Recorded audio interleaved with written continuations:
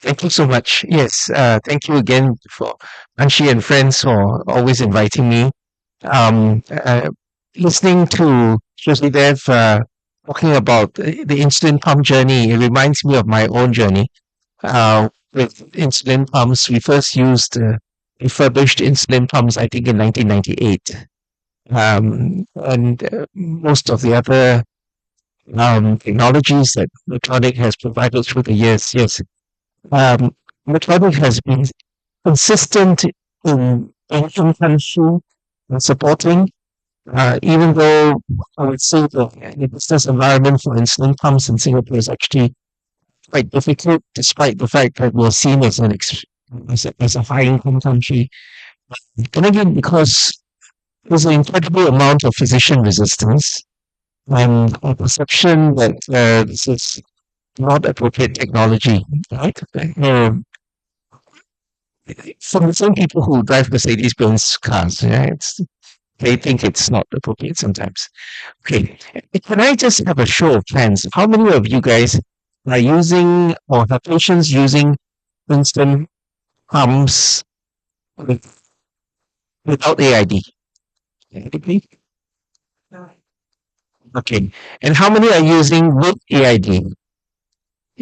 Okay, so when I was actually trying to prepare this talk, I was thinking, gee, it's very simple. 5 minutes. If we're talking about how to do exercise with AID, the talk is over in 5 minutes. Having been there from a very, very early time, from trying to explain to people how to use multiple daily injections to exercise, back in the days when it was actually, if you had diabetes, it's like, look, don't choose a sport, not become a school librarian or the drama and debating society. Don't exercise if you can. So you don't make life simple, just have 2 injections a day.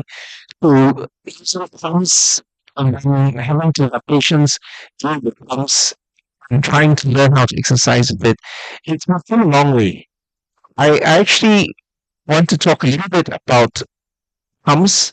We'll talk a little bit about how AID works, but before AID, what if you had a dumb pump, one without CGM, like this be used? I don't have any conflict of interest in this.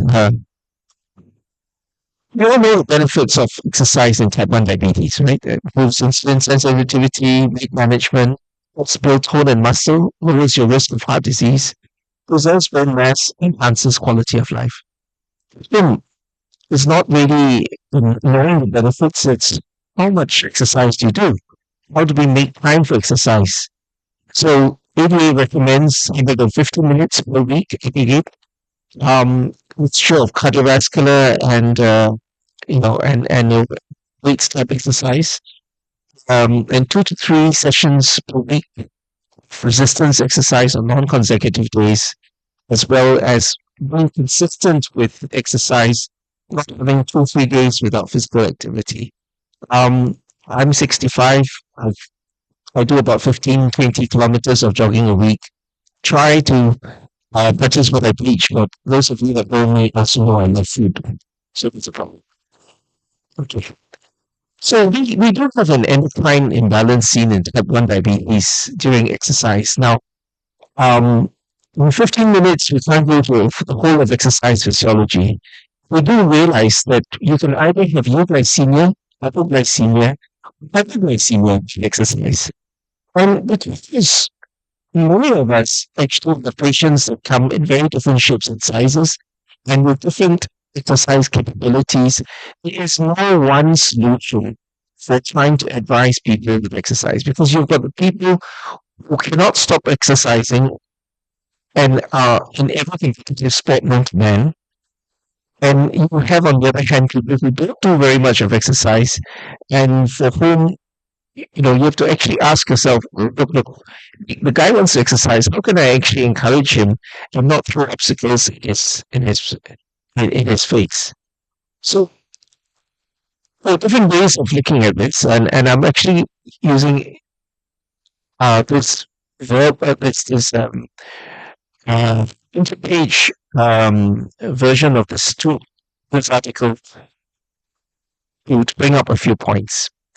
Firstly, exercise increases insulin-stimulated glucose uptake in skeletal muscle. It's increase in insulin sensitivity. Those of us who have been there for many, many years also know that exercise causes increased absorption of insulin. And the increased absorption of insulin depends on where you have to give your injections, right? The limbs that were exercising actively and the limbs that were not exercising actively, or in the tummy. Whatever it is, if you have increased blood flow, you will have increased blood flow, local vasodilatation, infection goes up. The other thing is that when you use an insulin pump or you are giving multiple daily injections, you have the possibility of high level exogenous insulin, and you can't get rid of the insulin once it's in there. The thing is that if you exercise very actively, glucose transported into the blood, into the muscles, the cells, of the benefit of insulin because of the good flow transporters.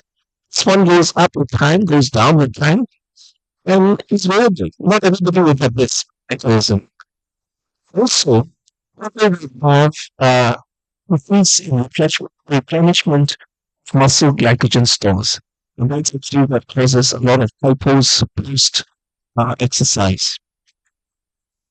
If you do enough exercise with enough intensity, you may also have inappropriate counter-regulatory hormones actually working against you, causing impaired uh, contraction of hypoglycemia.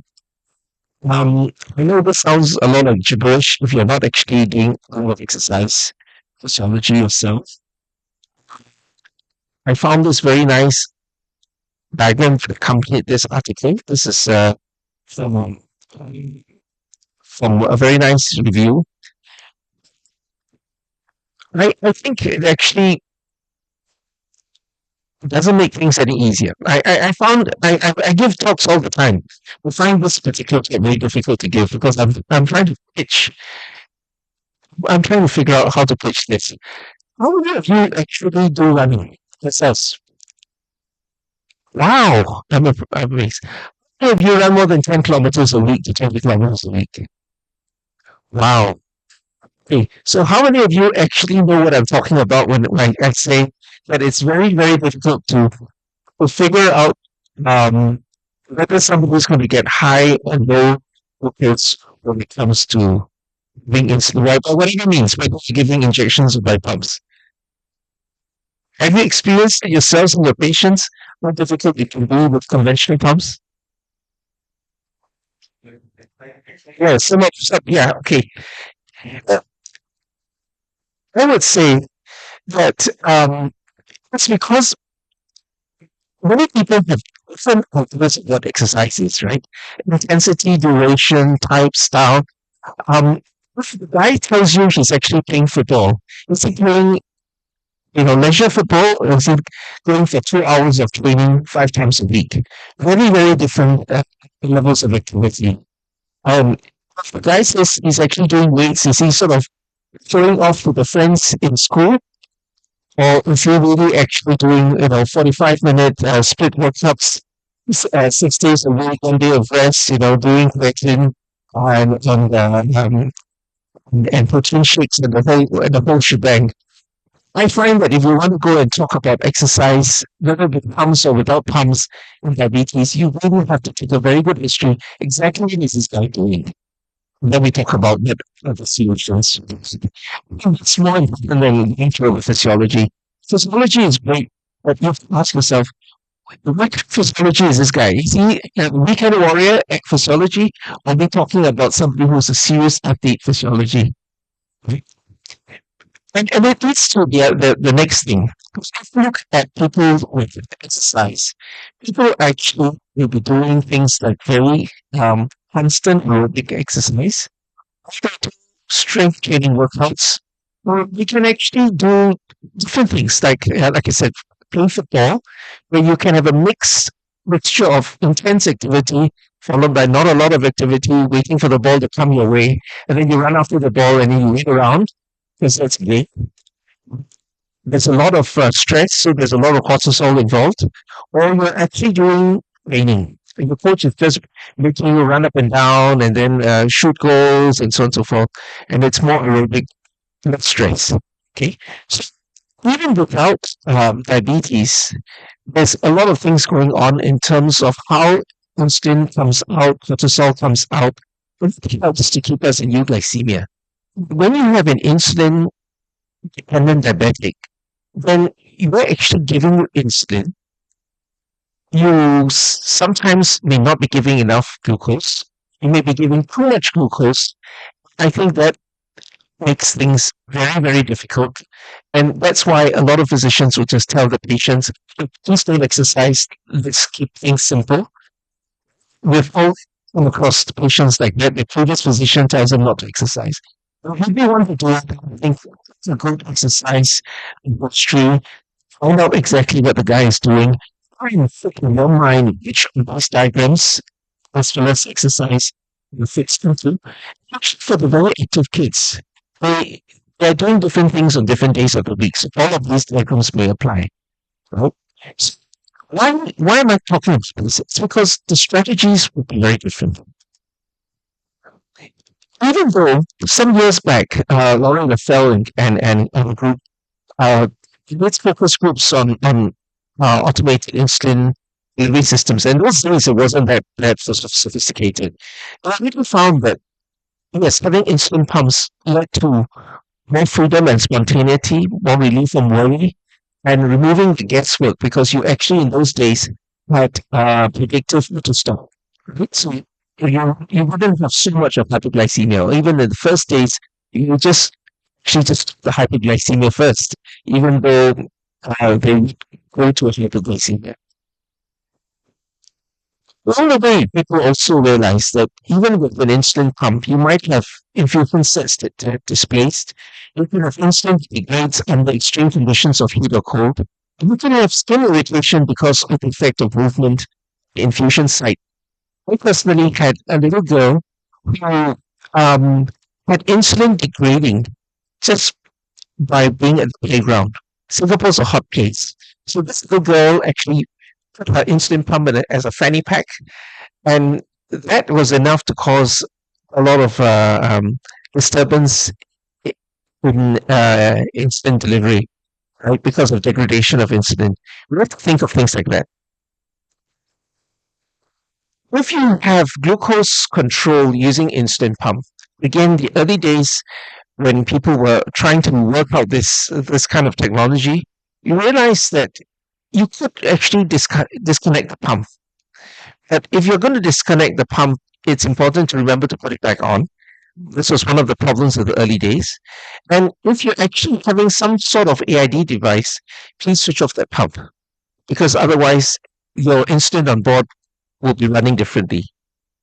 One of the things that has been talked about more recently is trying to use less grams of uncovered glucose. In other words, trying not to eat too much just before exercise. Okay, never mind. I'm having difficulty trying to talk about this because a lot of it is very technical stuff. It makes sense if you're in doing certain types of exercise, but not making sense if you don't do other types of exercise. I think one of the things that um, was realized when people talk about exercise is that for a while the guidelines regarding exercise and insulin pumps become so difficult that recently a group of people at ISPAD tried to do a study on this. And they said, guess what? Anything that requires too much of behavior modification, people aren't going to follow. If you've got a guideline that doesn't require too much behavior modification, people tend to follow it. Right? Nevertheless, if you try to follow the guidelines, you actually had better glucose control than if you didn't try to follow the guidelines. I think one of the important things that you need to remember is that we had predictive algorithms that would overcase, I'm sorry, used to spin insulin, and they would do very well overnight. But it was much harder to do this during exercise because of insulin sensitivity. You had increased insulin sensitivity. Mhm. Because of that, you can actually use a temporary target or preset target before setting activity. And different brands of insulin pump actually will do this, whether you're using the electronic types, the tandem, even the APS systems. One of the important things about UID that's different from other insulin pumps is firstly, you can set a target, right? And you can set a target to be high, medium, and low. We suggest that you set it a little bit higher. The other thing is that because AID pumps just your insulin, it works very differently from dumb pumps because you can get autocorrections. And you can set a temporary target. It's a little bit higher. It helps in people with a lot of long cardiovascular aerobic type exercise. So I think I don't want to go to too much of this, right? I just want to keep it very simple to the last minutes. If you want to keep it very, very simple, this actually comes from electronic 780G instruction manual. For most people who don't have patients who have complicated exercise routines, because I sometimes have patients with complicated exercise routines, you can do something very simple like this.